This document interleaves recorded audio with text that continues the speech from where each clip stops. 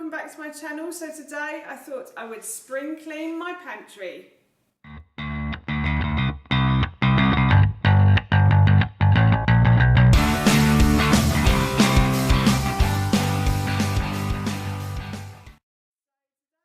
Start a new little series on my channel. I'm going to be spring cleaning my whole home, and I'm going to be using natural or organic cleaners to do this. But before I start this video, if you are new to my channel, then hello and welcome. It's lovely to have you here, and if you like these kinds of videos and would like to see more, then I would love you to stick around, so please don't forget to hit that subscribe button. So I'm going to be spring cleaning my pantry today, and I'm going to be using this natural cleaner to do this. I thought I'd start a new series on my channel where I spring clean my whole home. Certain places in my home need a little bit of a tidy up and a bit of a clean, so I thought I would do that as it's springtime and the snow has finally melted in the UK. Yay! I thought it was about time I had a little deep clean of my house. So I thought I'd start in the kitchen because the kitchen is the heart of our home, and I thought I'd start with the pantry. I have done a couple of videos like this where I've used natural or organic cleaners. I think I've also done one where I've used a homemade cleaner as well, and if I can find those videos I will link them in the description box below for you. But today I'm going to be using this method cleaner, which I got in my local supermarket. It was only £3, which is a little bit pricey for a cleaner, I have to admit, but it is natural, it has no chemical nasties in it, and I thought it would do a great job at cleaning my pantry. So here is how I cleaned my pantry using this cleaner. Firstly, I like to remove all of the food from the pantry. I find it easier to clean the shelves once all of the items in the pantry are removed. It always amazes me how much food comes out of this space. It's not the biggest cupboard, but it does store a lot of food. My husband and I brought this pantry from a company online, and I will link them below in the description box for you.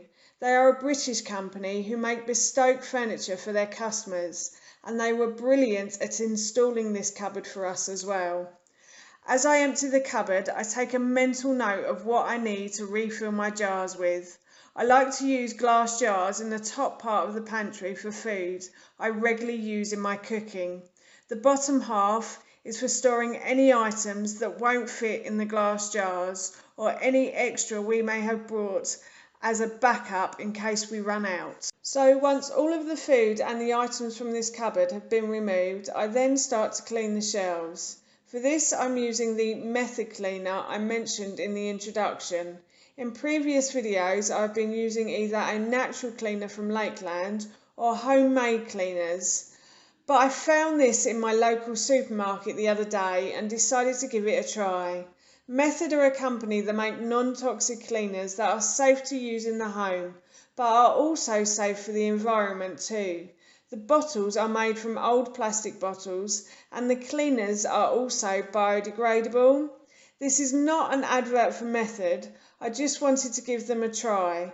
It did a great job at cleaning this cupboard, as it can get a bit greasy and grimy in here, but the cleaner really helps remove any dirty patches. There wasn't much of a smell to it, but it did clean the cupboards really well, so I'm very pleased. Finally, I'm going to put back all of the food in the cupboards that I have brought out. I start at the bottom and work my way up. I've also found some out-of-date food that will need to be thrown, unfortunately. My husband and I also love to buy food in bulk, so I've been storing the bulk buys in another room. But now I've thrown away the food that is out of date and moved some of the bottles of alcohol to another cupboard, there's space for the bulk buys.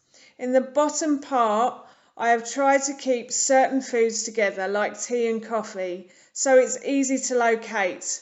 I also use baskets for Ted's snacks. I find we don't get overrun by packaging if we remove the cardboard sleeves and put the packets in these baskets. The top shelf in the bottom half of this pantry is mainly Ted's snacks. I've put them here so he can help himself at snack time. Once the bottom half of this pantry has been rearranged, I then start on the top half. I like to start from the bottom up here too. So I've cleaned the baskets where I store the honey, Marmite and other small jars, and I've put that back. And now I start to put the glass jars back into the cupboards too. As I do, I check if they need a refill, and if so, I find the relevant packets from the bottom half of the cupboard. If there isn't any, then I make a note and I will order that later online. Then I continue to put the glass jars back into the pantry. I try to put everything back the way I found it so I can locate it easily when I'm cooking. Finally, I'm going to wash the spice boxes that I store in the bottom part of the pantry. I've also cleaned out any old spices or herbs that have gone out of date or I no longer use. I've then washed the boxes and dried them and put all the spices back in order so I can find them.